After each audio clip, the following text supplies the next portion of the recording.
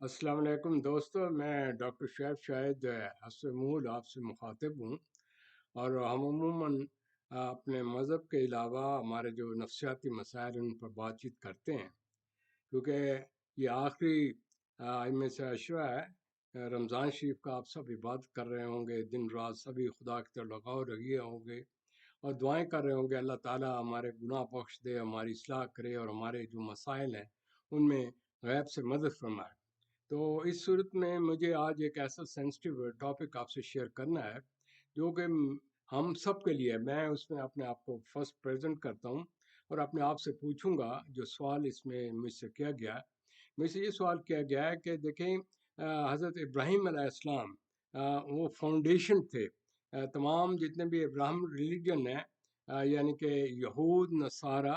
اور مسلم، یہ سب اس پر یقین کرتے ہیں اور کہتے ہیں وہ ہمارے فور فادر تھے۔ رسول اللہ صلی اللہ علیہ وسلم کی جو ڈسینڈنٹ ہے حضرت اسماعیل، وہاں سے چلے آ رہے ہیں، اور دوسری طرف جو ہے حضرت اسحاق اور یعقوب سے دوسری ڈسینڈنٹ جا رہی ہے جو کہ یہود کے لیے ہے۔ پھر آگے ان کے بعد پھر دوبارہ حضرت عیسیٰ علیہ السلام یہود کی طرف آئے۔ کیوں آئے؟ مقصد یہ تھا کہ لوگ جو ہے اپنے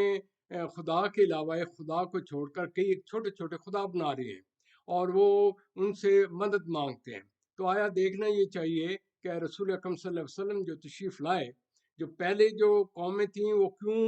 ان کے لیے پیغمبر آئے، پھر دوسرے آئے، پھر اس کو حضرت عیسیٰ آئے، حضرت عیسیٰ کے بعد پھر رسول اکرم صلی اللہ علیہ وسلم ایز آخری پیغمبر اور آخری بک لے کر آئے۔ تو مسئلہ اس میں کیا تھا؟ مسئلہ اس میں یہ تھا کہ لوگوں کے جب پیغمبر چلے جاتے تھے تو ان کی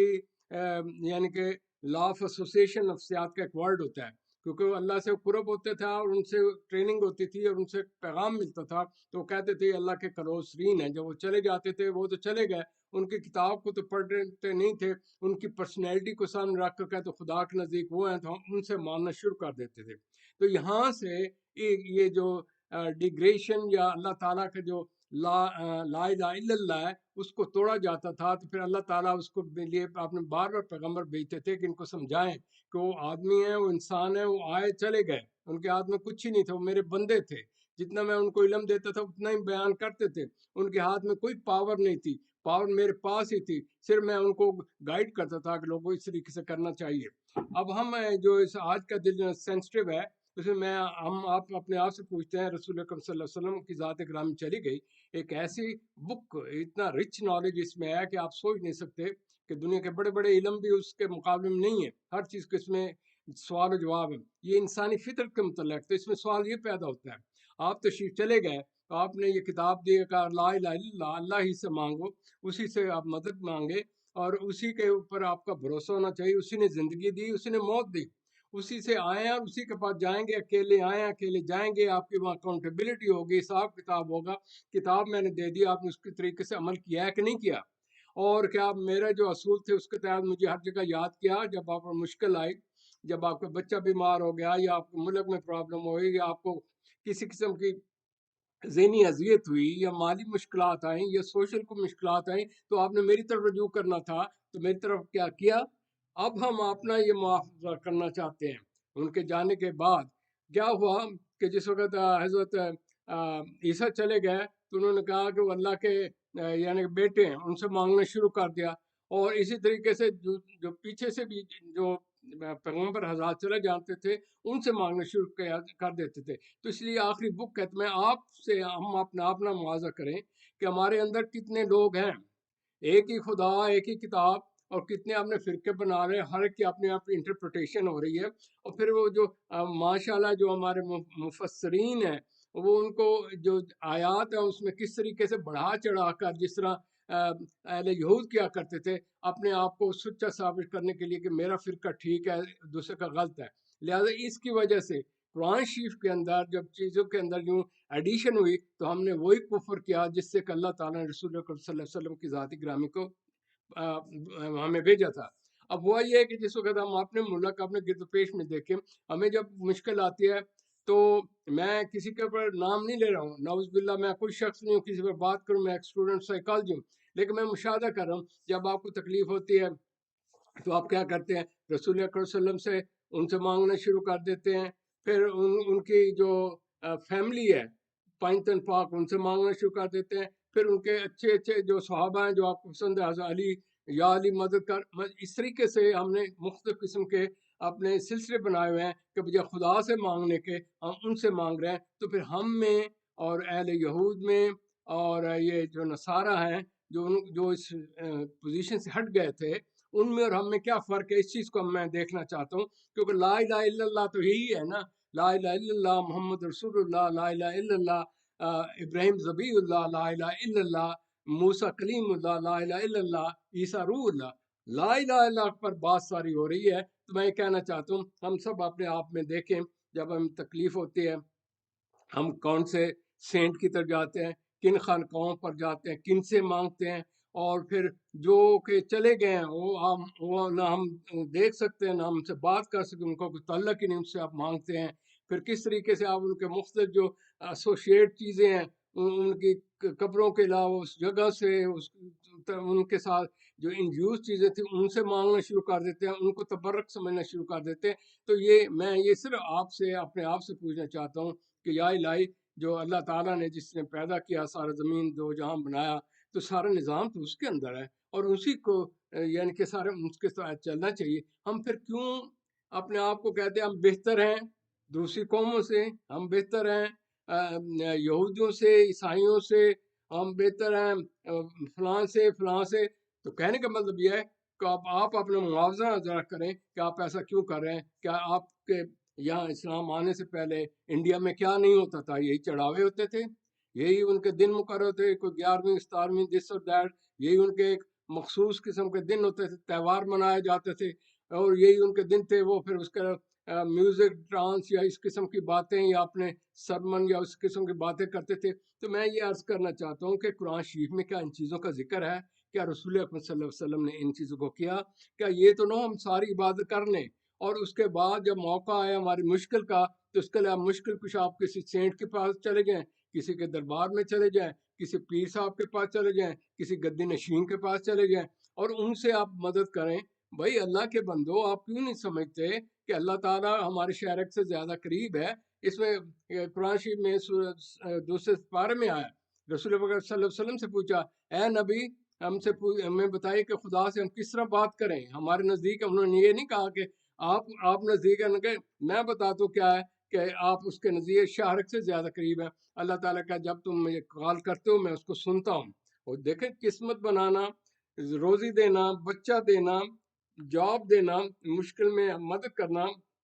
آپ کے نقصان میں ہیلپ کرنا، اس کے لیے مسبب اور اسباب کون سے؟ اللہ کی ذات ہے۔ تو آپ اس طریقے سے جو آپ کر رہے ہیں، تو مجھے یہ بڑی حیرانگی سی ہو رہی ہے، کتنی ہم عبادت کرتے ہیں، کتنا نیک دن ہے، اور کس طریقے سے ہم قرآن شریف پڑھ رہے ہیں۔ تو کہنے کا مطلب ہے کہ آپ پڑھ لینے سے، بغیر سمجھنے کے، اس کو پڑھ کر بغیر اور عمل یہ کرنے سے کیا ہم وہ مقصد حاصل کر سکتے ہیں جو رسول اکرم صلی اللہ علیہ وسلم کی ذات گرامی نے اس دنیا میں ہمیں آپ کو بتایا؟ آپ نے ہر چیز کا ماڈل پیش کیا اور کہا کہ جو چیز میں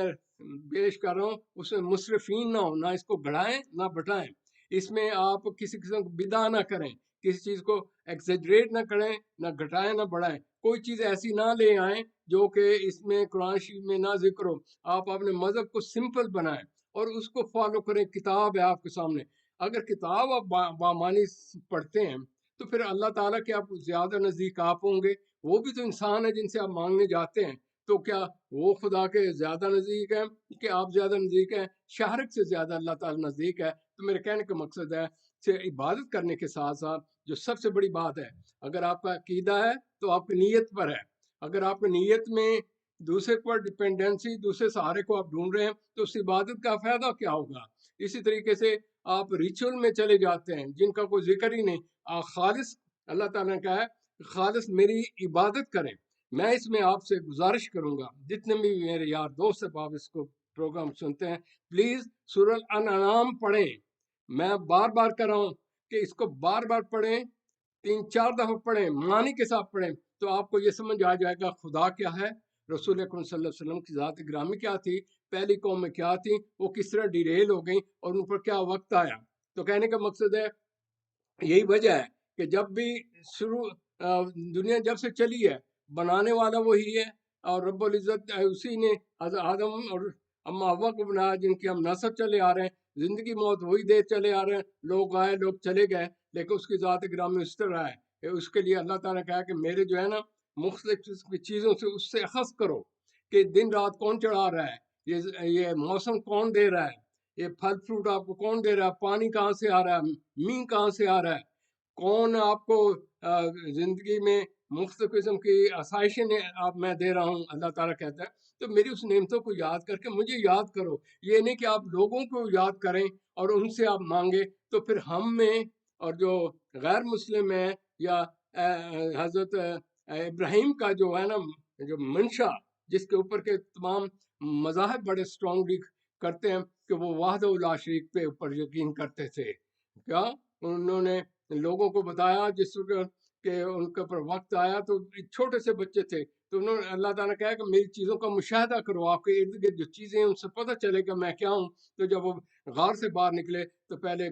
ستارہ دیکھا ٹمٹما رہا تھا، یہ خدا یہ نہیں، پھر اس کے بعد چاند آئے یہ نہیں، پھر اس کے بعد سورج آئے یہ بھی نہیں، وہ بھی چلا گیا۔ پھر انہوں نے کہا میرا والد وہ ہے جو کہ اس زمین آسمان کا مالک ہے۔ پھر اس کے بعد لوگ جو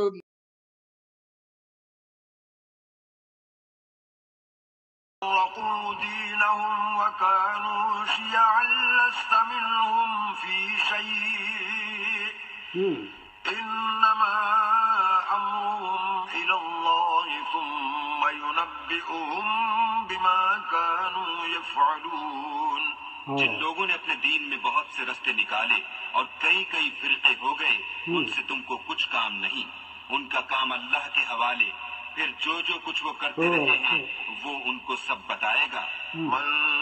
جاء بالحسنة فله عشر أمثالها ومن جاء بالسيئة فلا يجزى إلا مثلها وهم لا يظلمون۔ جو کوئی اللہ کے حضور نیکی لے کر آئے گا اس کو ویسی 10 نیکیاں ملیں گی، اور جو برائی لائے گا اسے سزا ویسی ہی ملے گی، اور ان پر ظلم نہیں کیا جائے گا۔ قل إنني هداني ربي إلى صراط مستقيم دينا قيما ملة إبراهيم حنيفا وما كان من المشركين۔ کہہ دو کہ مجھے میرے پروردگار نے سیدھا رستہ دکھا دیا ہے، یعنی دین صحیح، مذہب ابراہیم کا جو ایک اللہ ہی کی طرف کے تھے اور مشرکوں میں سے نہ تھے۔ قل إن صلاتي ونسكي ومحياي ومماتي لله رب العالمين۔ یہ بھی کہہ دو کہ میری نماز اور میری عبادت اور میرا جینا اور میرا مرنا سب اللہ رب العالمین ہی کے لیے ہے، لا شريك له وبذلك أمرت وأنا أول المسلمين۔ جس کا کوئی شریک نہیں، اور مجھ کو اسی بات کا حکم ملا ہے اور میں سب سے اول فرما بردار ہوں۔ قل أغير الله أبغي ربا وهو رب كل شيء ولا تكسب كل نفس إلا عليها ولا تزر وازرة وزر أخرى ثم إلى ربكم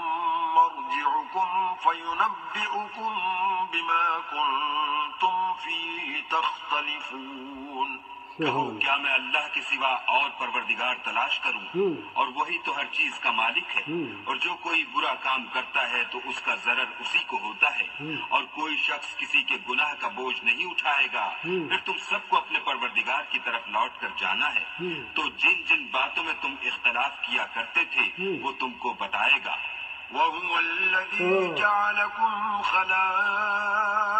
الأرض ورفع بعضكم فوق بعض درجات ليبلوكم فيما آتاكم إن ربك سريع العقاب وإنه لغفور رحيم۔ اور وہی تو ہے جس نے زمین میں تم کو اپنا نائب بنایا اور ایک کے دوسرے پر درجے بلند کیے، تاکہ جو کچھ اس نے تمہیں بخشا ہے اس میں تمہاری آزمائش کرے۔ بے شک تمہارا پروردگار جلد عذاب دینے والا ہے،